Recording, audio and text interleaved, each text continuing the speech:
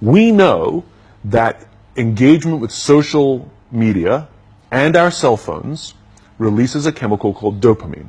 That's why when you get a text, it feels good, right? So, we've all had it where you're feeling a little bit down or feeling a bit lonely, and so you send out 10 texts to 10 friends, hi, hi, hi, hi, hi, because it feels good when you get a response, right? Right?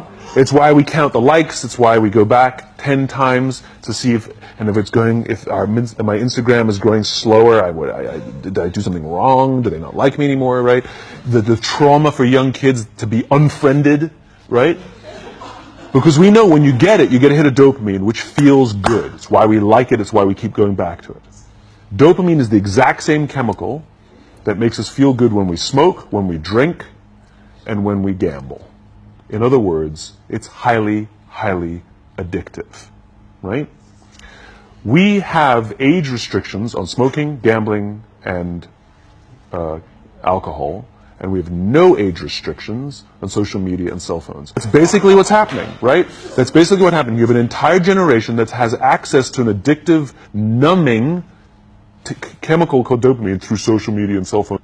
What's happening is because we're allowing unfettered access to these dopamine-producing devices and media, basically it's becoming hardwired, and what we're seeing is as they grow older, too many kids don't know how to form deep, meaningful relationships.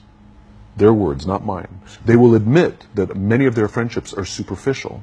They will admit that their friends, that they don't count on their friends, they don't rely on their friends, they have fun with their friends, but they also know that their friends will cancel on them if something better comes along. Deep, meaningful relationships are not there because they never practice the skill set, and worse, they don't have the coping mechanisms to deal with stress. So when significant stress starts to show up in their lives, they're not turning to a person, they're turning to a device, they're turning to social media, they're turning to these things which offer temporary relief. We know, the science is clear, we know that people who spend more time on Facebook suffer higher rates of depression than people who spend less time on Facebook.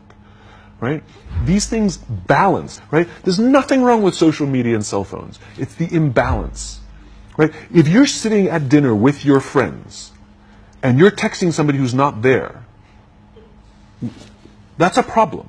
That's an addiction. If you're sitting in a meeting with people you're supposed to be listening to and speaking, and you put your phone on the table, face up or face down, I don't care, that sends a subconscious message to the room that you're just not that important to me right now, right? That's what happens. And the fact that you cannot put it away is because you are addicted. And like all addiction, in time, it'll destroy relationships, it'll cost time, and it'll cost money, and it'll make your life worse, right? And so it's like an alcoholic. The reason you take the alcohol out of the house is because we cannot trust our willpower. We're just not strong enough. But when you remove the temptation, it actually makes it a lot easier. But if you don't have the phone, you just kind of enjoy the world. There should be no cell phones in conference rooms. None. Zero. And I don't mean the kind of like sitting outside waiting to text. I mean like when you're sitting and waiting for a meeting to start, this is what we all do. We all sit here and wait for the meeting to start. Meeting starting? Okay. And we start the meeting. No, that's not how relationships are formed. Remember we talked about it's the little things? Relationships are formed this way. We're waiting for a meeting to start and we go, how's your dad? I heard he was in the hospital. Oh, he's really good. Thanks for asking. He's actually at home now. Oh, I'm really glad. It was really amazing. I know, it was really scary for a while. That's how you form relationships. And so what this young generation needs to learn is patience.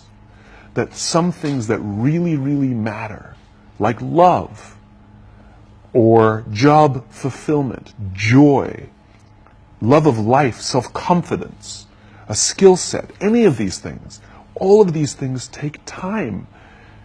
Sometimes you can expedite pieces of it, but the overall journey is arduous and long and difficult.